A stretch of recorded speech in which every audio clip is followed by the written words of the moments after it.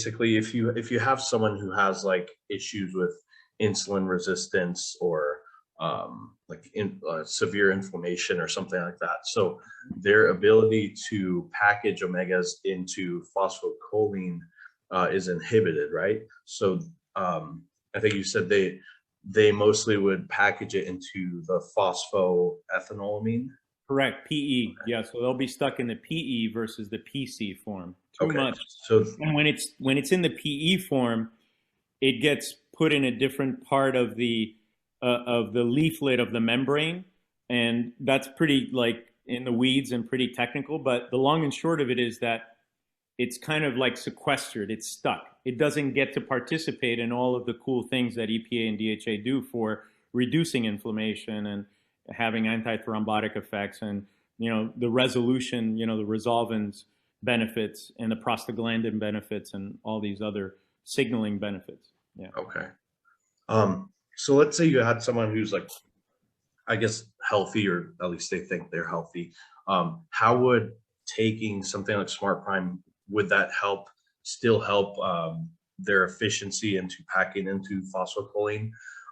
Which I think you kind of already answered that with just by having a larger pool of those omegas in the beginning, right? That would still kind of help that balance for them. Yeah, you're more efficient, right? So you're able to do more with less, or you're able to do more with more. You're able to do more with whatever omega-3 you're already consuming, right?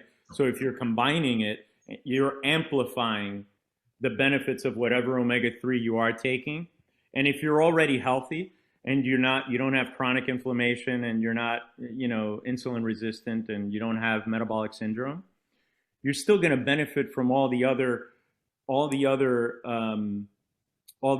I guess, the like levers that you're able to pull because of even just having the sesamin and the MSM together in what we're doing here in enhancing the signaling.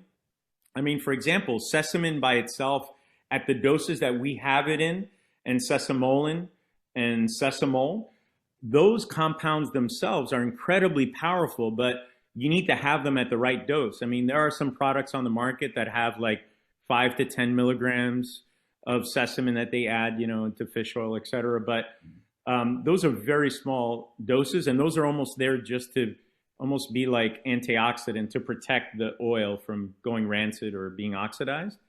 But in the body, when you're taking in north of, say, 20 to 30 to 60 or more milligrams of the lignans, the lignin complex, I mean, you're doing some really cool things on a gene expression level. So you're turning on genes like for beta oxidation, for example. Like you're turning on these things like PPAR alpha.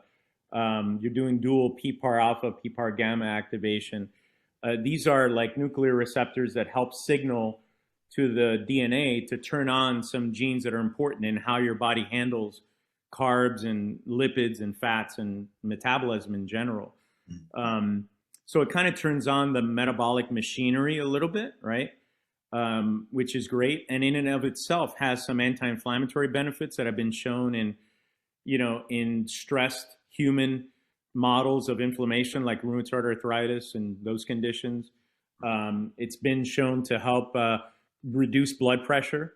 Anywhere between 4 to 6, I've seen as much millimeters of mercury. So 4 to 6 to 7 points on systolic, and diastolic a little less on diastolic. But that moves the needle. That's almost like probably what you would get from baseline like intervention with a little bit of an ACE inhibitor, an ARB, or some other blood pressure